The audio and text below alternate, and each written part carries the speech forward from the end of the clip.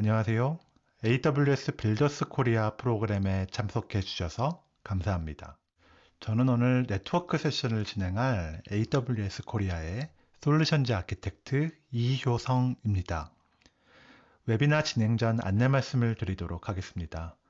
우선 강연 중 질문이 있으시면 퀘스천 창 또는 질문창을 열어서 질문을 보내주시면 기본적으로 모두에게 공개되게 답변을 보내드리겠습니다. 본인만 답변을 받고 싶으시면 비공개라고 같이 적어주셔서 질문을 해주시면 됩니다. 오늘 세션을 시작하도록 하겠습니다. 오늘 진행 순서는 아마존 VPC와 서브넷에 대해 알아보고 VPC의 구성 사례를 간단하게 확인해 보도록 하겠습니다. 그리고 트래픽 흐름과 제어, 게이트웨이, 탄력적 네트워크 인터페이스에 대해 알아보고 VPC의 연결 방법, 엔드포인트를 이용한 서비스의 연계, 그리고 데이터 센터의 연계 방안에 대해 간단하게 알아보고 마치도록 하겠습니다. AWS의 전체적인 네트워킹 서비스를 그룹화해보면 첫째, AWS 네트워크의 핵심이라 할 수 있는 네트워크 기반. 둘째, 고객의 최접점에서 보다 신속한 서비스를 제공하기 위한 엣지 네트워킹. 셋째, 애플리케이션 사이의 커뮤니케이션을 위한 애플리케이션 네트워킹. 넷째, 여러분들의 온프레미스나 오피스의 연계를 위한 하이브리드 연결. 그리고 마지막으로 네트워크 보안 서비스가 있습니다. 오늘 세션에서는 이 중에 네트워크 기반에 대해서 좀 더 알아보고요. 하이브리드 연결에 대해서 좀 간략하게 알아보는 시간을 갖도록 하겠습니다. AWS의 네트워크 기반을 이해하기 위해서는 먼저 리전과 가용 영역에 대해서 한번 짚고 넘어갈 필요가 있습니다. 리전이라고 하면 지역적으로 묶여 있는 가용 영역의 집합이라고 할 수 있습니다.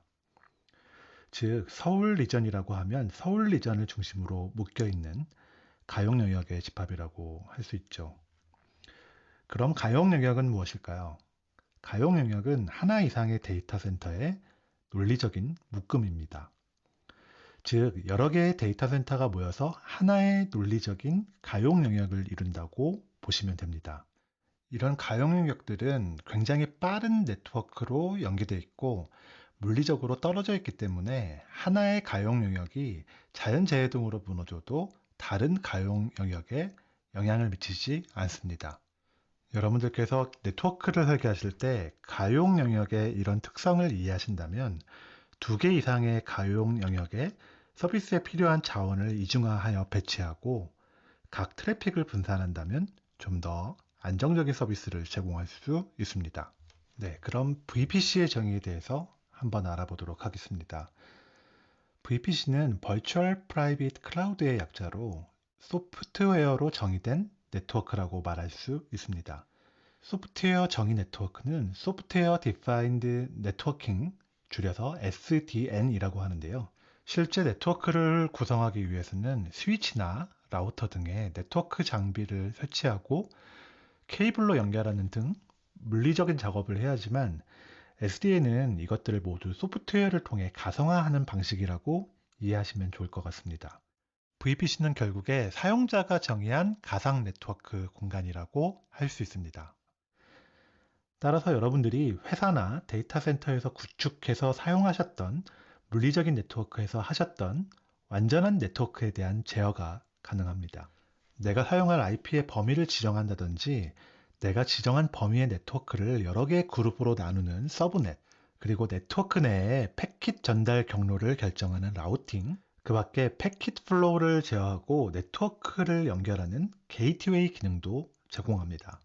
우측에 보이는 아키텍처에서 보시는 바와 같이 VPC 내에서 VPC의 주소 대역을 지정했고요. 서브넷을 두 가지로 나눈 것을 확인할 수 있고 라우팅과 게이트웨이를 통해 외부 인터넷과 통신하는 아키텍처를 확인할 수 있습니다. 그리고 VPC의 모든 인스턴스들은 기본적으로 VPC 범위 내에서 사설 IP가 부여됩니다. 그리고 외부와의 통신을 위해서 공인 IP가 필요하겠죠. 개별 인스턴스, 즉 가상의 서버나 로드 밸런서 등에는 공인 IP가 할당이 가능한데요. 이 공인 IP는 크게 두 가지로 나뉘는데 첫 번째는 퍼블릭 IP, 두 번째는 엘라스틱 IP입니다. 퍼블릭 IP는 인스턴스가 리부팅 되는 등의 상황에서 IP가 바뀔 수 있다는 의미고, 엘라스틱 IP는 내가 할당받은 IP가 바뀌지 않습니다. 여러분들의 서비스가 외부 다른 서비스와 연동해야 되는데 IP를 바꾸기가 힘든 경우가 있죠. 특히 상대방 서비스에 방화벽이 존재하는 경우 IP를 고정해서 계속 사용해야 할 수가 있습니다. 이럴 때 엘라스틱 IP가 굉장히 유용합니다. 다음은 AWS의 VPC와 서비스 영역에 대해서 한번 알아볼 텐데요. 전체적인 AWS 클라우드에 여러분들의 어카운트가 존재하고 그 안에 여러분들이 선택하신 리전이 존재합니다. VPC는 이 리전 안에 생성이 되고요. 여러 가지 가용 영역에 걸쳐서 생성이 됩니다. 여러분들이 VPC를 선택하실 때 가용 영역을 선택할 수 있습니다. 그리고 VPC는 여러 개의 서브넷으로 구분해서 사용해야 합니다. 이 서브넷에서 여러분들이 선택하신 서비스를 배치해서 사용하게 되는데요. 한 가지 확인하실 것은 우측 그림에서 보이시는 S3나 DynamoDB와 같은 서비스들은 여러분들의 VPC에 속해 있는 서비스가 아니고 리전 레벨에서 서비스가 됩니다. 그런데 이런 서비스들은 여러분들이 정의하신 VPC 밖에 있기 때문에 VPC 내의 인스턴스가 S3와 통신하기 위해서는 VPC 외부와 통신이 필요하다는 것을 이해해 주시면 좋을 것 같습니다. 그리고 AWS의 Identify and Access Management, 즉 IAM과 같은 자격증명 관리 서비스나 아마존 라우트 53과 같은 서비스들은 특정 리전에 속해 있지 않고 전체 AWS 클라우드 레벨에서 사용한다는 점을 이해하시면 좋을 것 같습니다. 사용할 수 있는 IP 주소 범위에 대해서 한번 알아보도록 하겠습니다. 사이더는 클래스레스 인터도메인 라우팅의 약자인데요. 쉽게 말해서 IP 대역을 네트워크 주소와 호스트 주소로 나누는 방식을 이야기합니다. 네트워크 주소는 우리가 우편물을 가정에 배달하기 위해 주소로 지역을 구분해 놓은 것과 비슷한데요. 서울시 강남구 역삼동 영령번지라는 주소가 있다면 서울시는 리전이 되겠고요. 강남구가 네트워크 주소, 역삼동이 서브넷, 영령번지가 호스트 주소가 되는 것과 비슷하다고 이해하시면 좋습니다. 이런 사이더 블록은 당연히 한 번 정의하면 변경할 수 없고요.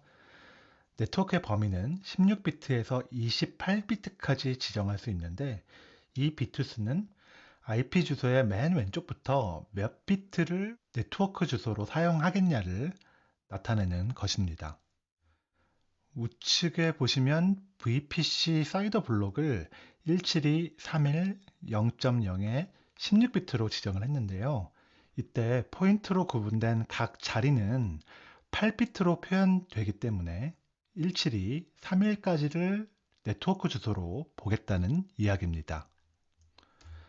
16비트에서 28비트까지 가능하다고 했으니 17231 0.0의 8비트는 불가능하겠죠. 당연히 주소가 다른 주소와 중복되면 통신이 곤란하겠죠. 보통 여러분들의 회사에서 사용하는 데이터 센터, 이를 보통 온프레미스라고 부르는데요. 여기에도 사설 IP 대역이 부여되어 있을 텐데 이 네트워크 주소와 동일한 대역으로 만들어지는 경우에는 두 네트워크를 연계해야 할 일이 있을 때 주소가 중복되는 문제가 발생할 수 있겠죠. 그리고 AWS의 리전끼리의 통신에서도 마찬가지로 주소가 중복된다면 문제가 발생할 수 있습니다. 네, 그리고 다음은 서브넷인데요. VPC는 그냥 사용할 수는 없고 서브넷으로 나누어서 사용해야 합니다. 서브넷은 서울시 강남구 역삼동 할 때 동을 구분하는 것과 비슷하다고 말씀드렸습니다. 여러분들이 정의하신 사이더 블록 범위 내에서 정의돼야 하고요. 서브넷의 범위는 보통 24비트 이상을 공고한다고 되어 있는데 앞서 우리가 16비트의 네트워크 주소를 사용한다고 했죠. 그러면 우측 그림에서 보시는 바와 같이 17231까지는 네트워크 주소가 되고요. 서브넷은 24비트로 정의했으니 그 다음 숫자까지 확장이 되게 됩니다. 즉, 서브넷의 비트수와 네트워크 비트수를 빼면 서브넷의 범위가 결정이 됩니다.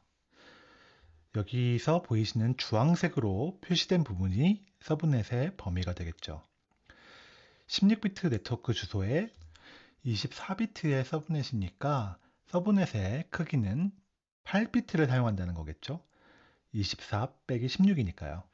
서브넷이 8비트인 경우에는 총 256개의 서브넷을 가질 수 있습니다. 이때 이 서브넷 내에서 5개의 주소는 이미 예약된 주소로 사용이 불가능한데요. 보시는 바와 같이 0은 네트워크 주소가 되고, 첫 번째 주소는 라우터 주소, 두 번째 주소는 AWS에서 예약한 주소인데요. 여러 개의 서브넷들은 두 번째 주소를 갖고 있을 텐데요. 이 두 번째 주소들 가운데 사이더 주소에서 플러스 2를 한 주소 값은 도메인 네임 서버 주소로 사용하고 있습니다. 이 내용은 뒤쪽에서 예를 들어 한 번 더 설명드리도록 하겠습니다. 세 번째 주소 역시 AWS에서 예약한 주소이고요. 마지막 주소는 브로드캐스트를 위한 주소인데요. 현재 AWS에서는 지원하고 있지 않습니다. 서브넷은 크게 두 가지 종류로 구분이 되는데요. 인터넷과 연결이 되어 있으면 퍼블릭 서브넷이라고 이야기하고요. 외부와 차단되어 있으면 프라이빗 서브넷으로 이야기합니다. 당연히 서브넷도 생성된 뒤에는 주소 범위를 변경할 수 없기 때문에 호스트의 개수나 서브넷의 개수를 잘 생각해서 생성하시는 것이 좋습니다. 네, 여러분들이 보통 네트워크 주소와 서브넷 주소 비트수 계산하는 것을 좀 어려워하는 경우가 종종 있습니다. 오늘 세션을 들으시는 분들께서 확실하게 아실 수 있도록 좀 더 쉬운 계산법을 알려드리겠습니다. 일단 서브넷을 나누실 때는 서브넷을 몇 개 사용할 것인가를 고민하셔야겠죠. 만약에 나는 딱 2개의 서브넷만 사용할 것이다 이렇게 한다면 1비트만 쓰면 되겠죠. 1비트로 표현할 수 있는 가지수는 0 또는 1이니까요. 총 2개의 서브넷을 사용할 수 있습니다. 4개의 서브넷을 사용하고 싶으면 2비트만 있으면 되겠죠. 00, 01, 10, 11 이렇게 4가지를 사용할 수 있습니다. 8개의 서브넷이면 3비트면 충분히 커버가 가능하겠죠. 이런 식으로 해서 총 256개의 서브넷이 필요하다라고 한다면 8비트를 사용하면 됩니다. 만약 우리가 정의한 VPC가 10.10.10.0에 24비트의 네트워크 블록을 할당했다고 가정하겠습니다. 나는 2개의 서브넷만 필요해 라고 생각을 했다면 앞서 말씀드린 것처럼 1비트만 있으면 되니까요. 24비트 플러스 1 하면 25비트가 되겠죠. 그러면 다음과 같이 2개의 서브넷을 사용할 수 있습니다.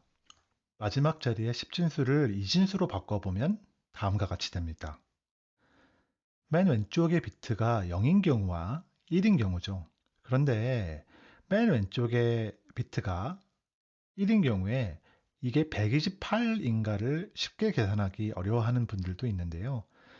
다음과 같이 생각하면 쉽습니다. 8비트의 모든 자릿수가 0인 경우에는 당연히 0이겠죠. 맨 오른쪽 자릿수부터 1이 나오면 1이 되겠죠? 그 다음에는 2, 4, 8, 16, 32, 64, 128 이렇게 2배씩 해나가면 쉽게 계산할 수 있습니다. 그렇다면 우리가 만들고자 하는 서브넷이 가지는 호스트 주소의 범위는 어떻게 될까요? 일단 0번 서브넷의 경우에는 0000, 0000부터 0111, 1111까지의 주소를 가질 수 있겠죠. 0111, 1111은 1이 있는 위치에 위에 계산했던 가중치를 모두 더하면 127이 됩니다. 따라서 0부터 127까지의 주소를 가질 수 있게 됩니다. 나머지 128번 서브넷의 경우에는 1000, 0000부터 1111, 1111까지가 되겠죠. 그럼 128부터 255까지의 주소를 가지게 됩니다. 그런데 아까 우리가 5개의 주소는 예약이 되어 있다고 말씀드렸습니다. 따라서 0번 서브넷의 경우에는 다음과 같이 10.10.10.0은 네트워크 주소, 10.1은 라우터 주소, 10.2는 도메인 네임 서버, 10.3은 예약되어 있고요. 127이 브로드캐스트 주소가 되겠습니다. 따라서 우리는 4부터 126까지의 주소를 호스트에 할당할 수 있습니다. 128번 서브넷의 경우에는 여러분들께서 한번 계산해 보시면 좋을 것 같습니다. VPC를 여러 개의 서브넷으로 나눌 수 있다고 말씀드렸는데요. 이 서브넷은 여러 개의 가용 영역에 분산해서 배치할 수 있습니다. 나는 서브넷을 딱 4개로 나누고 이를 각 가용 영역에 배치하고 싶다라고 할 수 있겠죠. 이런 경우에는 서브넷을 4개로 나눌 거니까 2비트가 필요하겠죠. 아키텍처를 보시면 VPC는 10.0.0.0에 16비트의 네트워크 주소를 정의를 했죠. 우리는 2비트만 사용할 예정이니까 서브넷 주소는 총 4개가 만들어지게 되겠죠. 우리 네트워크는 16비트까지 네트워크 주소니까 IP 주소의 세 번째 숫자부터 2비트를 사용하면 됩니다. 이 숫자가 00으로 시작하는 경우에는 10.0.0.0이 되겠고요. 01로 시작하는 경우에는 1이 나오는 자릿수의 가중치 값이 2배씩 늘려나가면 1, 2, 4, 8, 16, 32, 64니까 10.0.64.0이 되겠죠. 10인 경우에는 1, 2, 4, 8, 16, 32, 64, 128이니까 10.0.128.0이 되겠고요. 11인 경우에는 128과 64 자리에 1이 있으니 두 개를 합치면 192가 됩니다. 이 경우는 예시를 위해서 총 4개의 서브넷으로 나눈 것이고요. 실제 여러분들의 네트워크에서는 충분한 서브넷 개수를 고려해서 만드시면 되겠습니다. 이번에는 VPC를 통해 구성한 간단한 웹 애플리케이션 서비스에 대한 사례를 한번 보겠습니다. 우리가 서울 이전에 10.0.0.0에 16 사이드 블록을 할당을 했고요. 이중화를 위해서 2개의 가용 영역을 사용했습니다. 서브넷은 총 24비트로 표현했으니 24에서 네트워크 16비트를 빼면 8비트가 남죠. 즉 16비트가 IP 주소 앞 두 자리니까요. IP 주소의 세 번째 자릿수를 서브넷 주소로 사용해서 256개를 사용할 수 있네요. 일단 기본적으로 서울 이전 2A 가용 영역에 2개의 서브넷을 할당해서 각각 와스 서버와 DB 서버를 할당했고요. 서브넷 주소는 1번, 2번을 사용했습니다. 그리고 이중화를 위해서 다른 가용 영역에 동일한 구성을 만들고요. 3번, 4번 서브넷을 할당했습니다. 이때 DB는 가용 영역 간에 동기식 백업을 걸었고요. 와스 서버는 분산 처리를 위해서 앞에 로드 밸런서를 배치했습니다. 와스가 위치한 서브넷은 인터넷과 연결이 되기 때문에 퍼블릭 서브넷이라고 했고요. DB가 위치한 서브넷은 외부와 분리되어 있기 때문에 프라이빗 서브넷이라고 했습니다. 이때 저 로드 밸런서는 그럼 어느 가용 영역에 속하나요? 하는 질문이 있을 수 있습니다. 실제로 로드 밸런서를 만들어서 할당된 네트워크를 확인해 보면 두 서브넷에 모두 걸쳐 있는 것을 확인하실 수 있습니다. 우리가 실제 실무에서 운영 네트워크를 만들 때 보통 개발을 그냥 노트북에서 하고 최종 결과물만 하나의 VPC 안에 올리게 되는 경우가 많은데요. 그렇게 하다 보면 실제로 개발이나 테스트를 위한 환경이 나중에 필요하게 됩니다. 실제 환경에서는 보시는 것처럼 개발 VPC, 테스트용 VPC, 상용 VPC를 구분해서 만들어 놓기도 합니다. 다음은 라우팅 테이블에 대해서 한번 보겠습니다. VPC에는 트래픽의 흐름을 결정하기 위해서 로컬 라우터가 배치되게 됩니다. 라우터는 라우팅 테이블을 보고 트래픽의 방향을 결정하게 되는데요. 서브넷은 로컬 라우터를 통해 상호 통신하게 됩니다. 우측 그림을 보시면 10번 서브넷의 라우팅 테이블이 있는데요. 10.0.0의 네트워크를 향하는 패킷은 그냥 내 로컬 라우터가 처리하라고 정의를 해놨죠. 그리고 내가 모르는 그 밖의 네트워크인 경우에는 모두 인터넷 게이트웨이로 보내라고 정의를 해놨습니다. 따라서 10번 서브넷은 인터넷과 바로 통신을 하기 때문에 퍼블릭 서브넷으로 정했고요. 그 아래 20번 서브넷을 보시면 라우팅 테이블이 10.0.0만 정의가 되어 있죠. 따라서 10.0.0의 네트워크 패킷이면 로컬 라우터가 처리하고 나머지는 정의하지 않았으니 그 패킷은 처리가 되지 않겠죠. VPC에서는 트래픽의 흐름뿐 아니라 트래픽에 대한 허용과 차단과 같은 트래픽 제어 기능도 제공됩니다. 크게 네트워크 ACL과 보안 그룹이 있는데요. 우측 그림에서 보시는 바와 같이 네트워크 ACL은 각 서브넷별로 동작되게 되어 있습니다. 서브넷으로 들어가고 서브넷에서 나가는 패킷은 모두 다 제어할 수 있습니다. 그리고 보안 그룹을 보시면 보안 그룹은 인스턴스 앞에 할당이 되어 있죠. 따라서 하나의 서브넷 내부에서의 통신은 네트워크 ACL을 통하지 않게 되어 있습니다. 여기에 중요한 개념이 하나 더 있는데요. 두 가지 트래픽 제어 방법 모두 들어오고 나가는 모든 패킷을 감시하여 허용하거나 차단하게 되어 있습니다. 그런데 보안 그룹의 경우에는 네트워크 세션이 연결될 때 그 정보를 트래킹하게 됩니다. 이를 바탕으로 이미 연결된 세션에서 클라이언트 쪽으로 향하는 패킷의 경우에는 트래픽을 자동으로 허용하게 됩니다.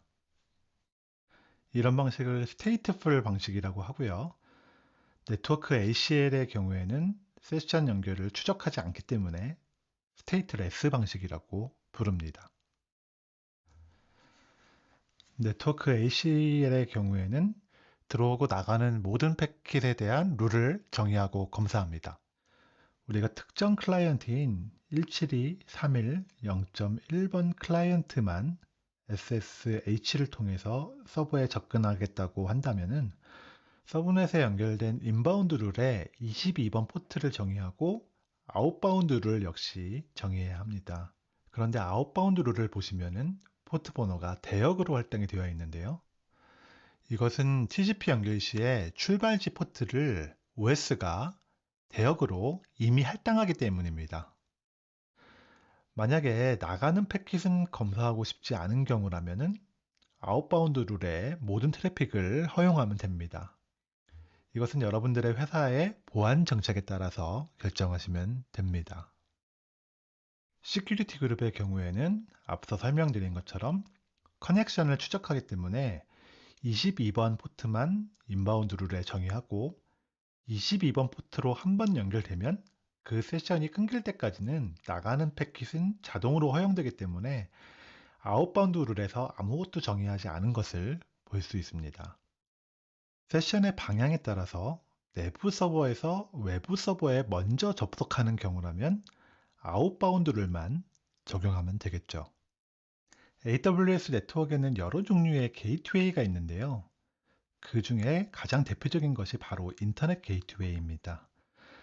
앞서 여러 번 말씀드린 것처럼 서브넷이 인터넷 게이트웨이를 통해서 외부 인터넷과 연결된다면 해당 서브넷을 퍼블릭 서브넷이라고 부르고요. 퍼블릭 서브넷의 경우에는 라우팅 테이블을 보면 VPC 네트워크 대역의 트래픽은 모두 로컬 라우터가 처리하게 되어 있고 이외에는 모두 인터넷 게이트웨이로 보내는 것을 확인하실 수 있습니다. 좌측의 프라이빗 서브넷의 라우팅 테이블을 보시면요. 인터넷 게이트웨이로 향하는 트래픽에 대한 정의가 없는 것을 확인할 수 있습니다.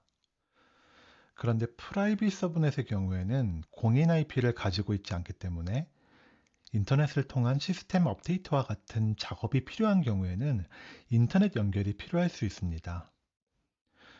외부에서 접근할 수는 없지만 외부와 통신이 필요한 경우에는 나트 게이트웨이를 사용해야 됩니다. 나트 게이트웨이를 사용하면 여러분들이 가정에서 사용하는 공유기처럼 내부의 트래픽이 공용 IP를 타고 외부와 통신을 하게 됩니다. 해당 IP는 공용 IP이기 때문에 해당 IP로 접근해서 내부 네트워크에 접속할 수는 없습니다. 프라이빗 서브넷의 172.13128.75 장비의 라우팅 테이블을 보시면요. 로컬에서 처리가 불가능한 패킷은 모두 나트 게이트웨이로 보내게 되어 있습니다. 해당 패킷은 출발지 주소가 프라이빗 IP이기 때문에 이 패킷을 나트 게이트웨이가 그대로 인터넷에 내보내게 되면 이를 수신한 장비가 응답 패킷을 보내도 출발한 장비로 돌아오지 못하게 됩니다.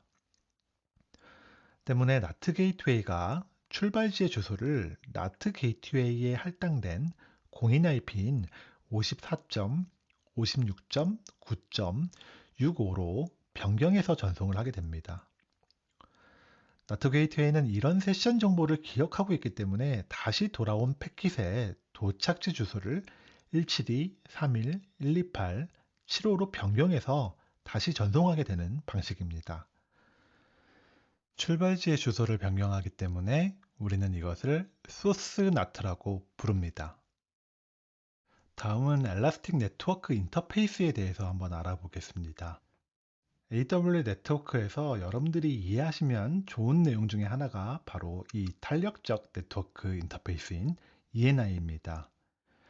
ENI는 VPC 안에서 가상 네트워크 카드에 해당한다고 보시면 될 것 같고요. IP 주소와 맥 어드레스를 가질 수 있습니다. 그리고 앞서 설명드린 것처럼 트래픽 흐름 제어에서 시큐리티 그룹이 있는데요. 이 시큐리티 그룹이 동작하는 기준이 바로 ENI입니다.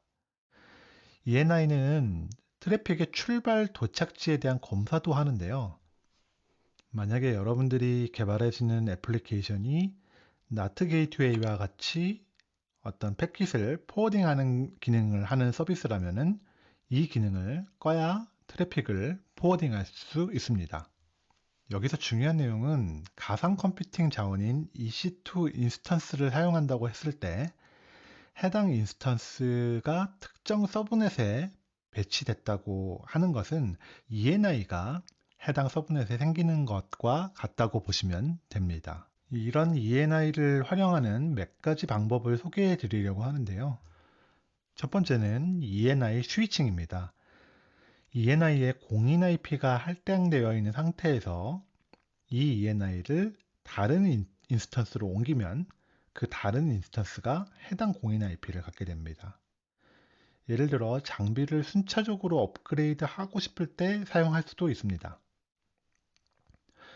두 번째는 네트워크 혹은 보안 장비 구현에서 사용할 수 있습니다. A 서브넷과 B 서브넷 사이를 흐르는 트래픽을 검사하고 싶을 때 하나의 인스턴스에 A 서브넷과 B 서브넷에 위치한 ENI를 모두 부착합니다. 보통 네트워크 보안 장비 등에서 사용하는 방식이죠. 그 밖에도 내부 네트워크와 외부 네트워크 모두에 연결되는 인스턴스를 만들고 싶을 때도 사용할 수 있습니다. 우측 아키텍처를 보시면은 여러분들의 데이터 센터에서 VPN을 이용해서 웹서버에 프라이빗 서브넷인 B에 생성한 ENI를 통해 접속하는 것을 보실 수 있고요.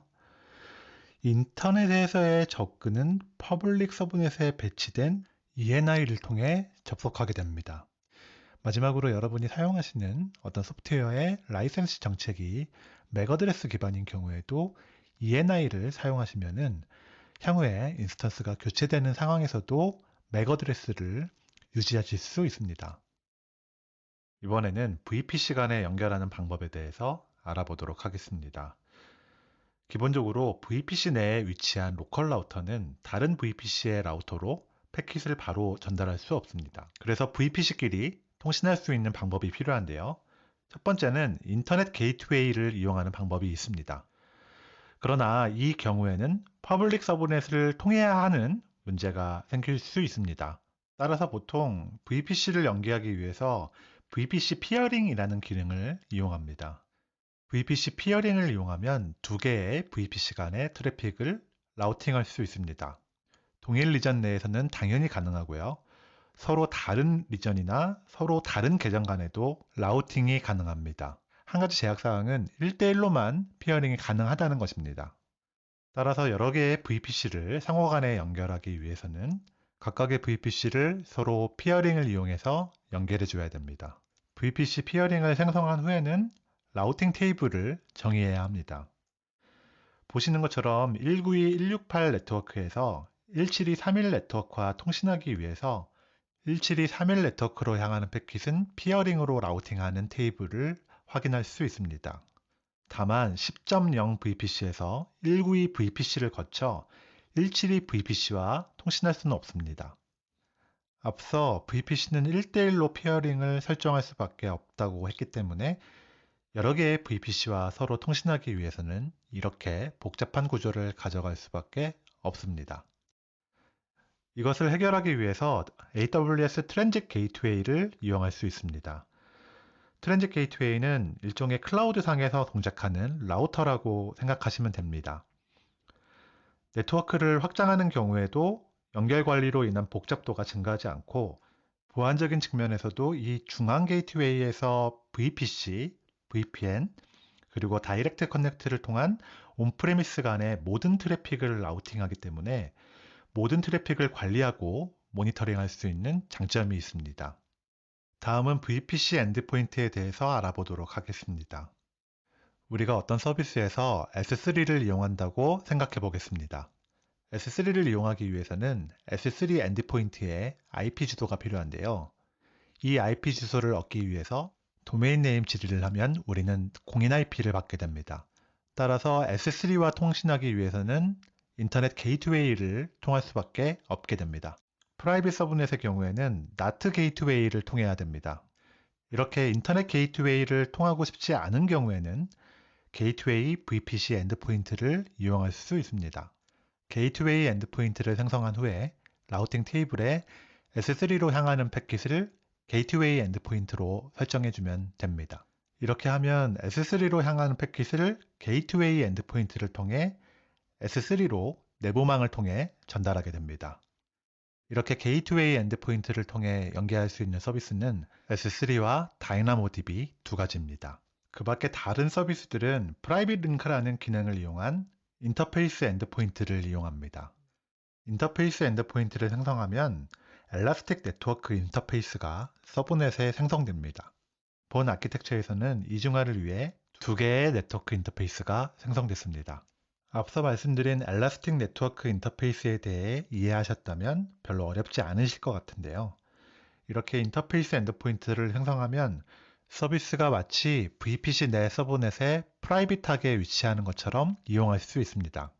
이 경우에는 도메인 네임을 요청하면 로컬 서브넷의 주소를 반환하게 됩니다. 자, 이제 마지막으로 여러분들의 온프레미스 데이터 센터와 VPC가 어떻게 연계 가능한지 간략하게 살펴보도록 하겠습니다. 첫 번째 방법은 VPN을 이용하는 방법입니다. 사이트 투 사이트 VPN을 이용하면 여러분의 온프레미스를 클라우드로 손쉽게 확장할 수 있습니다. 이 아키텍처에서 우측의 커스터머 게이트웨이는 VPN 어플라이언스 장비 또는 VPN 소프트웨어를 의미합니다. AWS 콘솔상에서 커스터머 게이트웨이 설정을 하게 되는데 이것은 온프레미스에 위치한 커스터머 게이트웨이를 원격으로 설정하는 것이 아닙니다. 이것은 단지 온프레미스에 위치한 해당 장비의 정보입니다. 이런 VPN 커넥션은 이중화를 위해서 두 개의 터널을 지원합니다. 커스터머 게이트웨이 장비에 따라서 두 개를 지원하는 경우도 있고 오픈소스 VPN 소프트웨어의 경우에는 두 개를 동시에 지원하지 않는 경우도 있으니 참고하시기 바랍니다. 만약 사이트 투 사이트 VPN을 통해 여러 개의 VPC와 연결해야 되는 경우에는 앞에서 보셨던 트랜짓 게이트웨이를 이용할 수 있습니다. VPN의 경우에는 인터넷망을 사용하게 되는데요. 인터넷망을 사용하지 않고 전용망으로 안정적인 서비스를 제공받고 싶으시다면 다이렉트 커넥트 서비스를 이용하시면 됩니다. 이 경우 AWS 데이터 센터에 직접 연결하는 것은 아니고 AWS에 직접 연결된 라우터가 위치한 다이렉트 커넥트 로케이션을 이용하게 됩니다. 여러분들이 통신사에 전용 회선을 신청하셔서 가산이나 평촌에 위치한 다이렉트 커넥트 로케이션에 연결하신 후에 로케이션 내에 위치한 AWS와 직접 연결된 라우터에 연결하는 구조입니다. 이렇게 물리적인 연결을 수행한 후 다이렉트 커넥트 게이트웨이와 프라이빗 버추얼 인터페이스를 통해 VPC와 각각 연결할 수 있습니다. 이 역시 VPC와 개별적으로 연결하는 것이 복잡하다면 트랜짓 게이트웨이를 이용할 수 있습니다. 만약 여러분들의 온프레미스가 인터넷에 완전 차단된 경우에는 다이렉트 커넥트를 통해 퍼블릭 서비스에도 접근이 가능합니다. 그런데 여러분들의 온프렘이 인터넷과 완전히 차단된 경우에는 어떻게 AWS 서비스에 대한 도메인 질의를 할 수 있을까요? 이럴 때는 라우트53 리졸버 서비스를 이용하면 내부망에서 DNS 질의가 가능하게 됩니다. 라우트53 리졸버를 이용하시면 클라우드 내부에서 서비스에 대한 도메인을 정의해서 사용하는 것도 가능합니다. 자, 이론 세션 모두 잘 들으셨나요? 이제 본격적으로 실습 세션에 들어가기에 앞서 몇 가지 준비사항을 말씀드리겠습니다. 실습 전에 AWS 계정을 꼭 신청해 주시길 바랍니다. 계정이 없으신 경우 행사 참여 전에 미리 AWS 계정 생성 가이드를 확인하시고 AWS 계정을 생성해 주시길 바랍니다. 금일 실습에서 발생하는 비용은 당월 과금이 되는 점 미리 확인 부탁드립니다. 웨비나 종료 후 설문조사에 참여해 주신 분들께 실습 비용 지원을 위한 AWS 크레딧 1인당 50불을 추가로 지원드리고 있습니다. 해당 AWS 크레딧은 등록해 주신 이메일 계정으로 1개월 내에 발송드릴 예정이며 전달받은 크레딧은 바로 사용이 가능합니다. 실습 시 사용할 웹브라우저는 파이어폭스 또는 구글 크롬으로 진행 부탁드립니다. 실습이 끝난 후에는 가이드에 따라 자원 삭제를 잊지 마십시오. 기존에 사용하셨던 자원이 있으신 고객분들은 오늘 생성한 자원만 삭제하시는 것에 반드시 주의 부탁드립니다. 세션이 끝난 후에 Go to 웨비나 창을 종료하시면 설문조사 창이 나옵니다. 이때 설문조사를 진행해 주셔야 AWS 크레딧을 제공받으실 수 있습니다. 긴 시간 들어주셔서 대단히 감사드리고요. 잠시 후 핸즈온 랩 세션에서 뵙도록 하겠습니다. 감사합니다.